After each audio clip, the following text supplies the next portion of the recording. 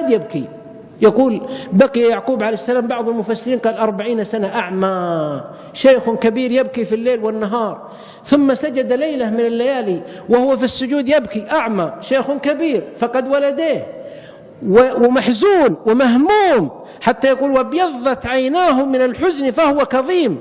كان يبكي أبو بكر إذا قرأ بها في صلاة الفجر فيبكي الناس، وعمر إذا وصل بعد ما تولى الخلافة ويصلي بهم، قال كان عمر يقرأه فإذا وصل إلى قول يعرفون الناس أن عمر إذا وصل إلى هذا المقطع وقف وبكى الناس، إنما أشكو بثي وحزني إلى الله.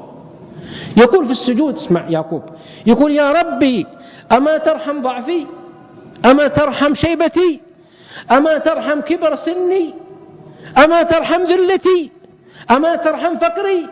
قال فأوحى الله إليه في ليلة وهو نبي مكلم، قال يا يعقوب وعزتي وجلالي وارتفاعي على خلقي لو كان يوسف ميتا لاحيت لك.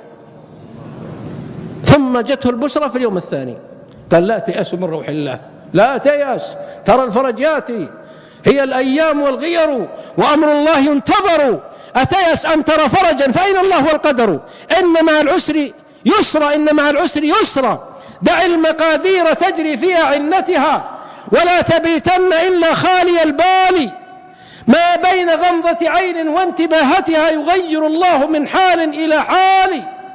العظيم الواحد هو الله، المالك هو الله، الصمد هو الله، القهار القدير الغني الله وحده، لا ينفذ أمر في الدنيا إلا نفذ في السماء.